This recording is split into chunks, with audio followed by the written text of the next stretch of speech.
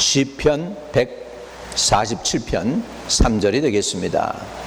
시편 147편 3절입니다. 상심한 자들을 고치시며 그들의 상처를 싸매시는도다. 한번 따라합시다. 상한 자를 고치시며 그 상처를 싸매시는도다. 아멘.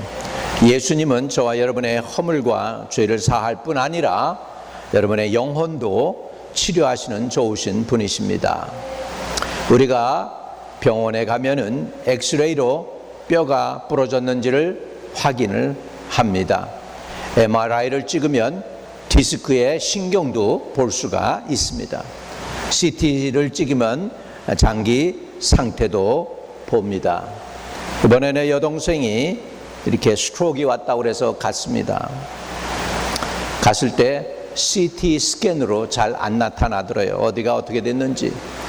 그래가지고 의사가 심뜸은 있는데 확인할 길이 없으니 MRI를 다시 찍자. 그래가지고 MRI를 찍으니까 뇌에 두 군데에 스트로크 현상이 나타났다는 거예요. 여러분, 이런 걸 찍는 걸 봐도 더 깊이 잘 정확하게 찍히는 게 있고 그렇지 않은 것이 있는 걸 볼 수 있습니다. 우리 사람들이 겉으로 보기에는 웃고 있고 사역도 하고 예배도 드리지만은 속에는 상처로 인하여 울고 있는 사람들도 있다는 것입니다.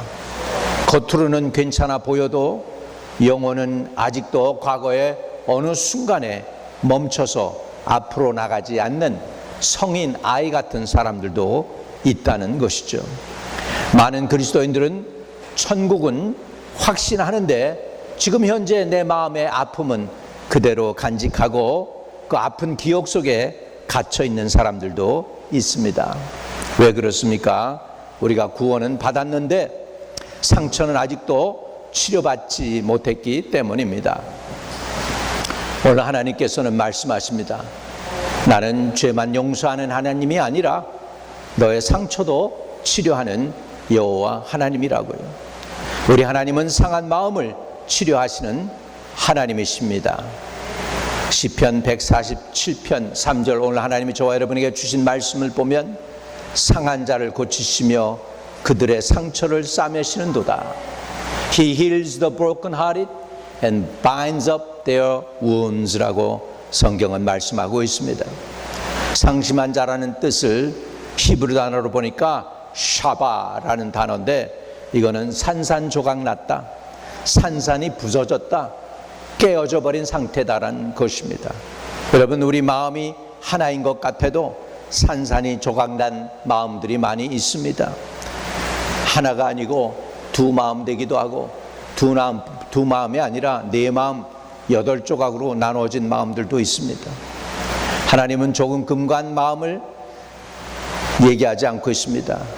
완전히 깨어진 상태, 부서진 마음, 그런 상심한 자들도 하나님께서는 그 상처를 고치시고 싸매주신다고 말씀하고 있습니다. 여러분, 혹시 여러분 속에서 나는 너무 많이 깨졌습니다, 소망이 없습니다, 정말 이민의 삶 속에서 내 가졌던 꿈 산산이 부서지고 용기도 부서지고 이제는 아무것도 할 수 없는 그런 상처 투성이 존재가 되어버렸습니다라고 하는 분이 있을지 모르겠습니다. 여러분, 잘 찾아오셨습니다. 우리 하나님은 고치신다고 했습니다. 여호와 라파의 하나님, 치료하는 광선을 보내서 고쳐주십니다. 이것은 단순히 통증을 없애는 것이 아닙니다. 원래 회복되었던 건강했던 상태로 확실하게 고쳐준다는 의미가 있습니다. 하나님께서는 상처를 고치시고 그 다음에는 싸매주신다. 상처 위에 붕대를 감듯이 하나님은 우리의 감정을 덮어주시고 눈물을 닦아주시고 피 흘리는 마음을 보호해 주시는 것입니다. 우리 뼈가 금이 가면은 어떻게 하는가, 더 금이 가지 않도록 하기 위해서 여기다가 뭐 이렇게 싼 다음에 그것이 나중엔 굳더라고요. 굳어가지고 이렇게 있다가 보면은 이제 치료가 되는 것을 볼 수 있는데, 그렇게 바인드업하고 싸매 주신다는 것입니다. 많은 사람들이 그래요. 그런 노래도 있어요. 세월이 약이랍니다. 세월이 해결해 줄 것이다. 그런데 하나님은 그렇게 얘기하시지 않으세요. 내가 고쳐줄게. 내가 싸매줄게. 오늘 치료의 하나님의 은혜를 맛보는 저와 여러분 되시기를 주의 이름으로 축복을 드립니다. 예수님은 말씀을 자신의 사명으로 선포하셨습니다. 어떤 거예요? 이사야 61장에 보면은 이렇게 말씀하여 주님께서는 죄인을 용서해 주시고 병자를 고쳐 주시고 귀신을 내어 쫓아 주셨습니다. 그 이사야 61장에 있는 말씀을 갖다가 그걸 사용해서 예수님이 그대로 누가복음 4장 18절에는 자신이 오신 목적에 대해서 이렇게 말씀하고 있습니다. 누가복음 4장 18절을 한번 보겠습니다. 주의 성령이 내게 임하셨으니 가난한 자에게 복음을 전하게 하시려고 내게 기름을 부으시고 나를 보내사 첫째는 포로된 자를 자유케 눈먼 자에게 다시 보게 함을 전파하며 눌린 자를 자유케 하고 19절에 주의 은혜의 해를 전파하게 하려 하심이라 하였더라. 우리 주님께서는 포로된 자를 자유케 하고 눈먼 자를 보게 하고 갇힌 자를 자유롭게 하기 위해서 오셨습니다. 마음 상한 자를 고쳐주십니다. 예수님은 죄만 다루지 않으셨습니다. 상처도 다루셨습니다. 행동보다 마음을 보셨습니다.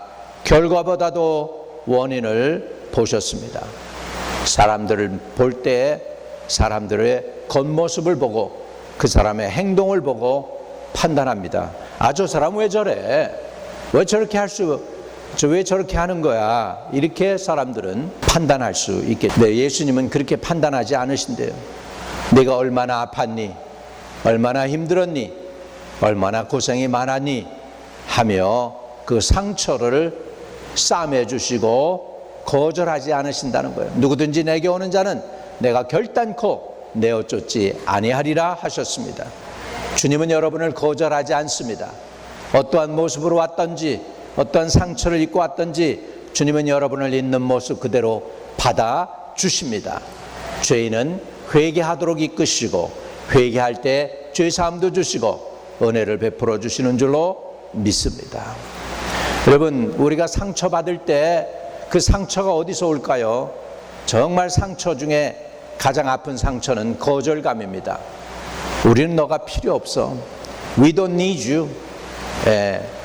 우리 애들이 학교에서 겪는 아픈 상처 중에 큰 상처가 바로 이런 상처입니다. 애들이 갔을 때 백인들, 키 큰 애들, 그네들이 쭉 있는 가운데 머리 시커먼 동양인 하나 꼈는데 걔네들의 행동이 너무 고맙다. 너같이 이렇게 특별한 애가 우리 팀에 와서 정말로 감사하다. 이렇게 받아주질 않습니다. 네가 어디서 왔는데 우리하고 다른 애가 여기 와가지고 앉아있는 거야? 하면서 보이지 않는 압박을 줄 때가 있습니다. 이런 것들이 항상 정서가 민감한 티네이저 때 그런 일들이 있는 거죠. 덩치도 크고 멋지고 잘생겼는데 어렸을 때 학교에서 애들이 그랬다는 거예요. 미국 애들이 왕따를 놓고 이지매를 하고 걔를 공격하고, 그러니 지금도 성인이 됐는데도 불구하고 그 상처에서 못 벗어나요.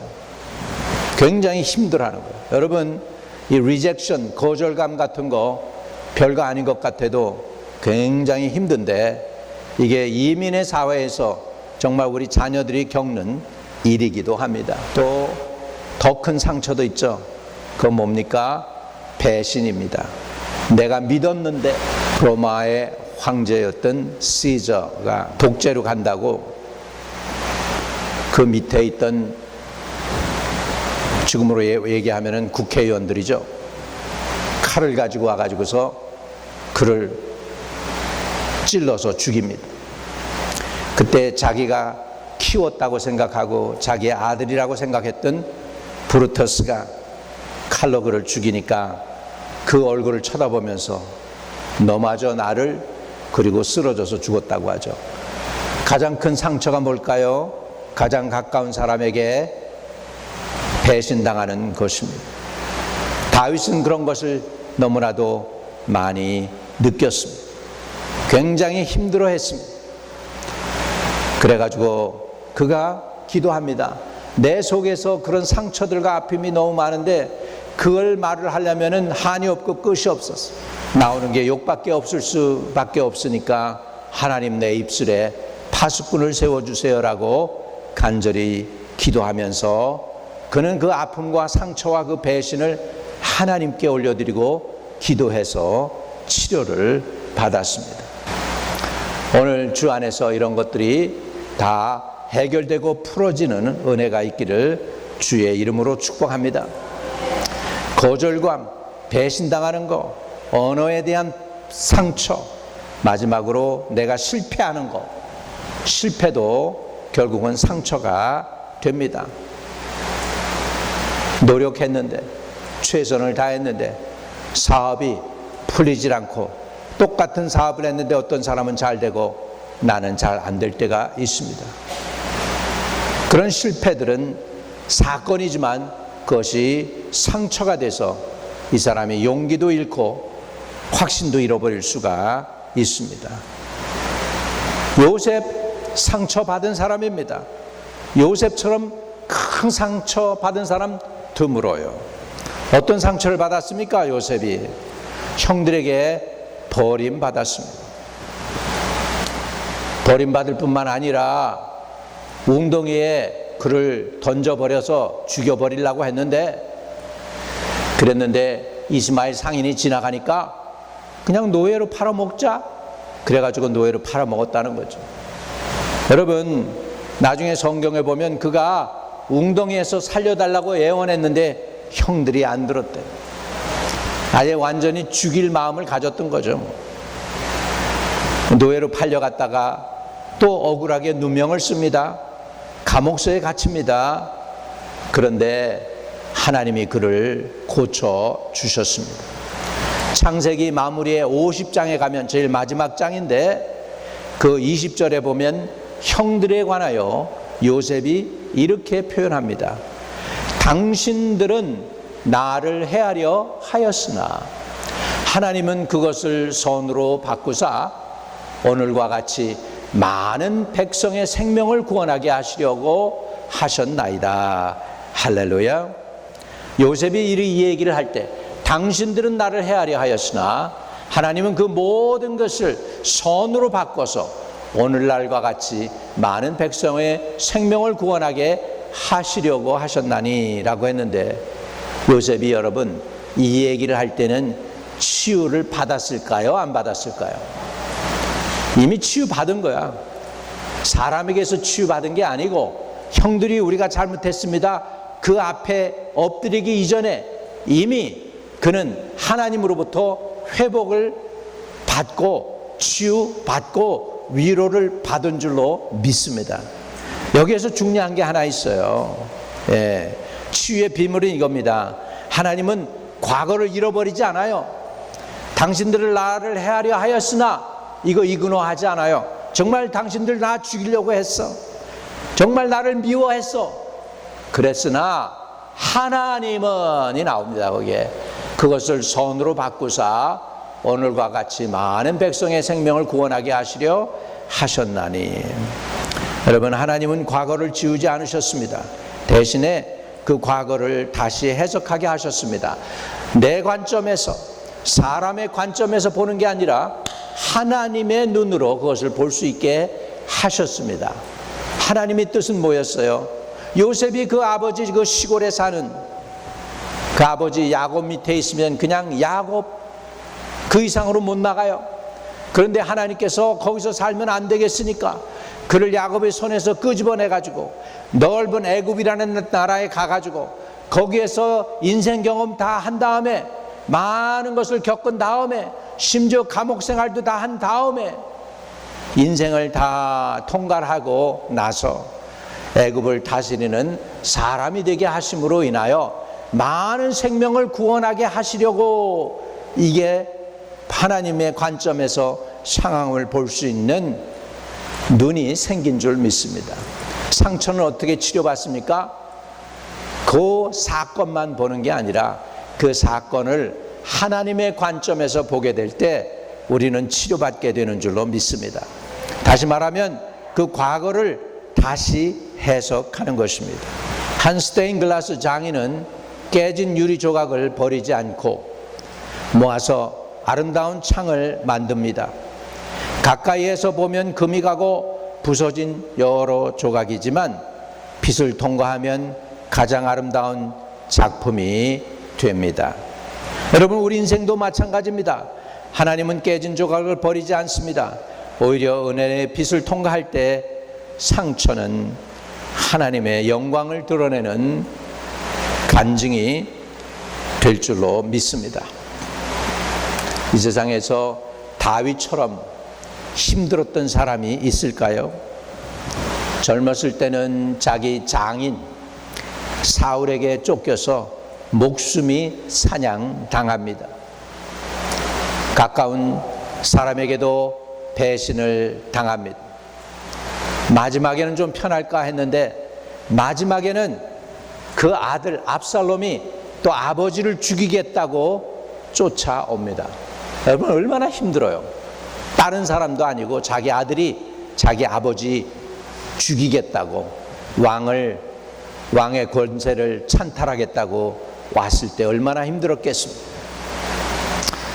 다윗은 이런 고백을 합니다. 시편 23편에 내가 사망의 음침한 골짜기를 다닐지라도 해를 두려워하지 않는 이유는 주께서 나와 함께 함이라.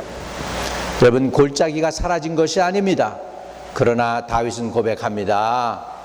주의 지팡이와 막대기가 나를 안위하시나이다. 무슨 소리예요?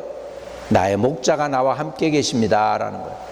비록 사망의 음침한 골짜기를 다니지만 목자가 나와 함께 합니다 라고 말씀하고 있는 것입니다. 여러분이 그래도 여전히 여기 안에 이 자리에 와서 앉아 계신 건 그래도 많이 치료됐기 때문이에요. 여러분, 그 받은 바 상처를 그대로 가지고 있으면 인간다운 생각, 인간다운 행동 못해요. 어느 순간에 다 잊어버렸기 때문입니다. 쓴뿌리의 대표적인 인물이 누굴까? 제가 좀 고민해 봤더니 히틀러. 그가 젊었을 때 유대인 비즈니스맨과 자기 어머니가 이렇게 불륜의 관계를 갖는 걸 봤대요. 히틀러가. 그때서부터 유대인들 다 죽여버릴 거야 라고 하는 그 미움의 마음이 싹트기 시작했답니다. 그런 마음, 미움의 마음. 여러분, 동부전선에 군사를 풀어야 되고 서부전선에서는 지금 노르만디에 지금 연합군이 이제 상륙한다는 거예요. 그러면 이 10만 명 군대를 어떻게 할까요? 그렇게 물어봅니다. 장군이. 당연히 싸움을 하는 사람이라면 그 10만 명 서부전선에 풀어서 연합군 오는 걸 막아야지. 그랬는데 히틀러가 뭐라고 명령하냐면 유대인들 없애는데 그 10만 명 그대로 써. 그냥 내버려둬. 그 얘기는 뭐죠? 연합군 공격하는 거 막는 것보다 더 중요한 게 유대인 없애는 거라는 거야. 그러니까 그 속에는 뭐가 있었어요? 그만큼 유대인에 대한 미움이 찬 거예요. 우리하고는 별로 상관이 없는 얘기 같지만 이런 것들이 바로 쓴뿌리입니다. 얼마나 유대인들이 미웠으면 적군이 상륙한다는데 군대를 거기로 보내서 막는 게 아니고 유대인들 차라리 그냥 없애는데 계속 하라는 거, 그 일을. 그러니까는 이 사람은 사명을 띠고 났어. 뭐 유대인 없애는 사명을 띠고 난 거죠. 이게 바로 쓴뿌리입니다. 쓴뿌리는 처음에는 상처인데 나중에 그것이 분노가 되고요. 그 다음에는 미움이 되고요. 결국에는 그 인생을 망가뜨리는 것입니다. 이런 것들이 있으면 안 돼요. 히브리서 12장 15절입니다. 이 쓴뿌리를 간직하고 있으면 안 돼요. 오늘 우리에게서 우리 자녀들도 상처받잖아요. 이런 것들이 남으면 안 돼요. 미국에서 태어났는데 스타이븐 하이스쿨 다니고 공부꽤 잘하던 애예요. 우리 옛날 교인이었죠. 근데 얘가 미국에서 태어난 애예요. 근데 희한하게 미국에서 태어난 애인데 일본 사람 얘기만 하면은 일본 놈이라고 그러고 얼굴이 푸르락 누르락하고 그러면서 자기는 일본제 차도 안 탄다고 그러고 막 이렇게 얘기를 하는 거예요. 미국에서 태어난 애인데 한국 애인데 똑똑한 애인데 스타이븐슨 다니던 애인데 그렇게 얘기를 하는 거예요. 제가 보기에는 쓴뿌리입니다. 히브리서 12장 15절에 보세요. 너희는 하나님의 은혜에 이르지 못하는 자가 없도록 하고 또 쓴뿌리가 나서 괴롭게 하여 많은 사람이 이로 말미암아 더럽게 되지 않게 하며 그랬습니다. 독일 나치가 많은 사람이 히틀러 한 사람 때문에 오염되어 가지고서 그렇게 잔인한 종족이 된 거예요. 지금은 잘못했다고 시인하고 늘 이스라엘한테 독일이 벤즈 갖다가 주고 뭐 사죄하고 사과하잖아요. 일본은 그런 사죄도 없었지만 말이죠. 이 쓴뿌리들이 바로 이렇게 하는 것입니다. 이런 것들을 예수 안에서 뿌리 뽑게 되는 은혜가 있게 되기를 축복합니다. 예수님은 치료하십니다. 예수님은 문제 해결하기 전에 마음을 만져 주십니다. 말씀을 통하여 그 진리가 그 사람에 쌓여있던 거짓을 몰아내게 합니다. 진리를 알지니 진리가 너희를 자유케 하리라. 성령께서 우리를 새롭게 하십니다. 제가 은혜 받고 침례 받고 구원을 받았는데 마귀가 와서 기도만 하려고 그러면은 너는 부족해. 너는 가치가 없어. 너 또 죄 졌잖아. 너 아직 자격이 없잖아. 그리고 공격하는 거예요. 너무너무 힘들었습니다. 나는 마귀가 정죄한다고 생각 안 하고 내 양심이 나에게 그렇게 얘기한다고 생각했는데 나중에 성경을 알고 보니까 원수 마귀가 우리를 그렇게 정죄하는 거예요. 너 부족해. 너 천국에 못 가. 너 권사 자격 없어. 네가 무슨 집사냐. 너 자격 없어. 사단이 이렇게 공격하는 거예요. 근데 원래는 하나님 존전에서 공격했어요. 하나님이 계시고 하나님의 아들들이 쫙 있고 마귀도 거기에 와 있더라 그래가지고 하나님 존전에서 공격을 했어요. 욥을 보세요. 그랬어요. 여호수아 제사장을 공격을 했어요, 사단이. 근데 예수님 십자가 이후로는 이제는 주님의 보혈이 뿌려졌기 때문에 더 이상 하나님의 존전에선 사단이 공격을 못해요. 그러니까 어디서 공격하는 줄 알아요? 여러분의 양심에 공격을 해요. 너 부족이야. 너는 안 돼. 너는 자격 없어. 너는 구원받을 수 없어. 내가 앞만 발버둥 쳐도 너는 죄인이야 라고 마귀가 정죄합니다. 그럴 때 우리가 알아야 되는 게 뭐냐면 말씀입니다. 진리의 말씀이 우리를 그래서 자유케 한다는 것입니다. 그럴 때 우리는 깨닫습니다. 그래, 나 죄인인 거 맞아. 그래, 나 자격 없는 거 맞아. 내 말 다 맞아. 그런데 한 가지 내가 모르는 게 있어. 네가 얘기 안 하는 게 있어. 예수의 보혈이 나의 모든 죄를 사했어. 할렐루야. 여러분, 그거 하나면 마귀의 정죄는 떠나가게 될 줄로 믿습니다. 그게 진리입니다. 예수님의 보혈이 나의 죄를 사했어. 아멘. 한번 고백해 봅시다. 주 예수의 보혈이 머리부터 발끝까지 나의 모든 죄를 사했어. 이거를 갖다가 마귀 앞에 선언하시기를 주의 이름으로 축복합니다.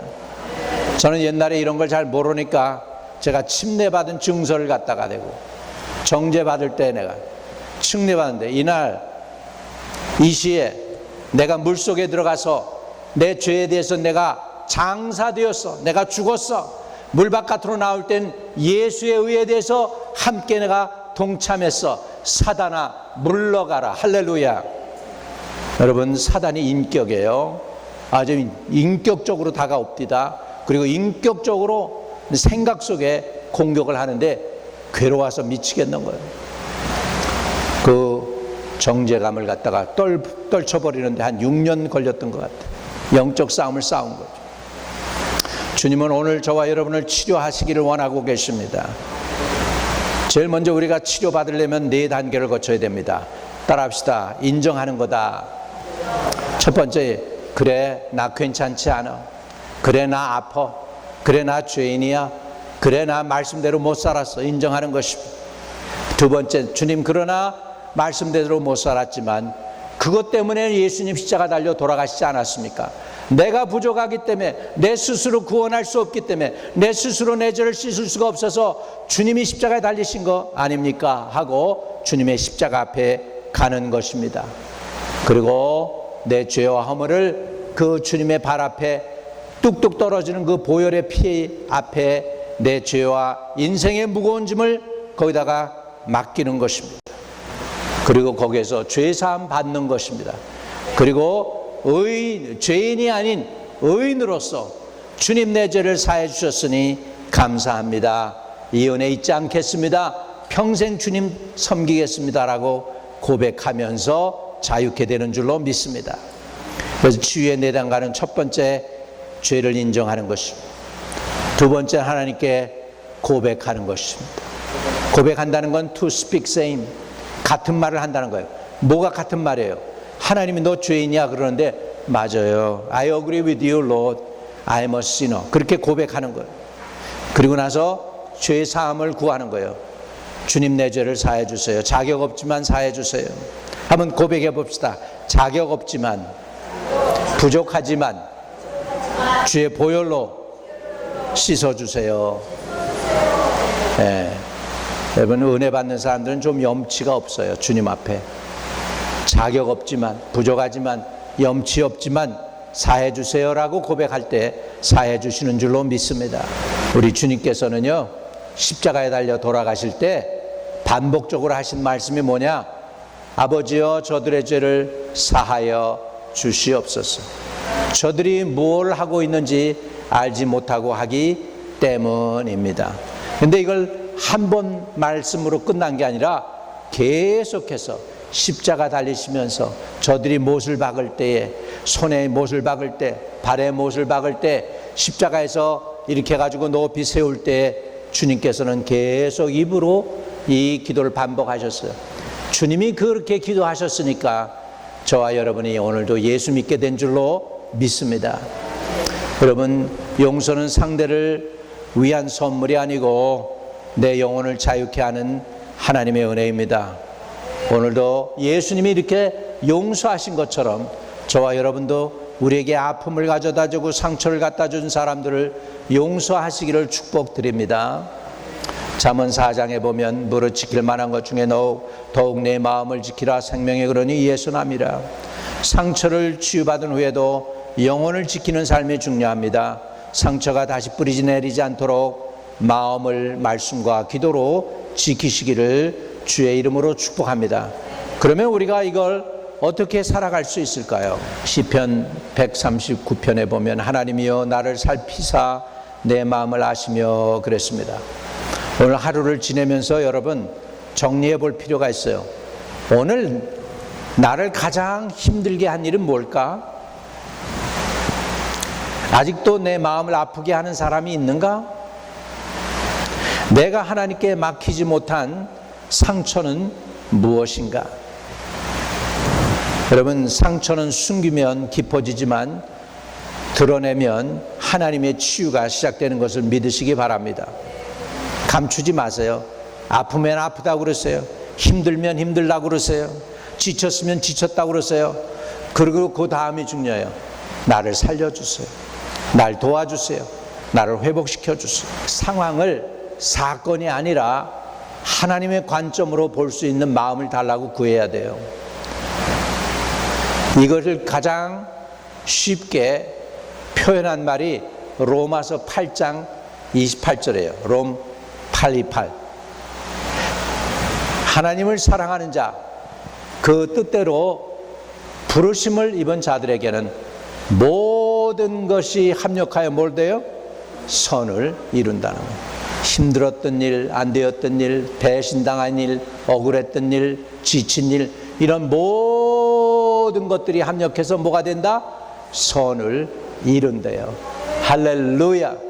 그 얘기는 뭡니까? 모든 사건을 내 눈으로 보지 말고 하나님의 관점으로 보라는 것입니다. 요셉처럼 그렇게 기도하라는 거예요. 요셉처럼, 주님 왜 이런 일을 허락하셔서 날 힘들게 하셨어요? 이렇게 기도하는 게 아니라, 주님 이 일을 통해서 무슨 뜻을 이루기를 원하고 계십니까? 상황은 같아도 해석이 바뀌면 인생이 바뀌는 줄로 믿습니다. 용서를 선택하는 것입니다. 용서를 선택하고 여러분 영혼을 보호하시기 바랍니다. 용서 안 하면 내 영이 상처받아요. 내 영이 힘들어요. 내 영혼이 그 독소로 인해서 괴롭힘을 받아요. 그래서 우리는 에베소서에 있는 말씀대로 살아야 되겠습니다. 너희는 서로 친절하게 하며 불쌍히 여기며 서로 용서하기를 주님께서 너희를 용서함과 같이 하라고 말씀하고 있습니다. 용서는 한 번의 감정이 아니라 반복되는 믿음의 선택입니다. 상처를 줄 생각이 떠올 때 내가 이놈 요렇게 해줘야지, I'm gonna get even with him like this, 이런 건 내 마음이 삐뚤어집니다. 내가 그걸 하면은 나도 아프고 상대도 아프게 되는 것입니다. 그리고 여러분 가장 힘든 게 뭐냐면 외로움입니다. 영적 싸움에 독불장군 없어요. 외로운 싸움은 안 됩니다. 여러분 혼자 고립되지 말고 믿음의 공동체 안에서 기도로 말씀으로 이기시기를 주의 이름으로 축복합니다. 우리 다 같이 일어나겠습니다. 그리고 선언해 보겠습니다. 이렇게 사시길 바랍니다. 자, 한번 고백합니다. 나는 과거의 상처에서 묶여 살지 않을 것이다. 나는 예수 그리스도 안에서 치유받은 사람이다. 나는 하나님의 아들이며 딸이다. 내 상처는 하나님의 영광을 위한 간증이 된다. 나는 말씀과 성령 안에서 내 영혼을 지킬 것입니다.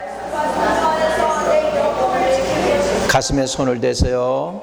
사랑의 아버지, 우리의 상한 마음을 아시는 주님께 감사드립니다. 우리 안에 아직도 남아있는 숨겨진 거절이나 배신이나 실패나 두려움의 상처를 주님 앞에 내려놓습니다. 성령께서 우리의 기억을 만져주시고 우리의 상한 마음을 치료해 주시고 내 속의 숨뿌리를 제거하여 주옵소서. 내 영혼을 주 안에서 자유케 해 주세요. 아들이 너희를 자유케 하면 너희는 참으로 자유하니라 하신 주님, 주님 오늘 그 예수 그리스도의 원하신 그 자유함으로 우리를 온전히 죄의 속박에서 아픈 상처에서 자유케 되게 해주세요. 예수 그리스도 이름으로 기도드립니다. 아멘.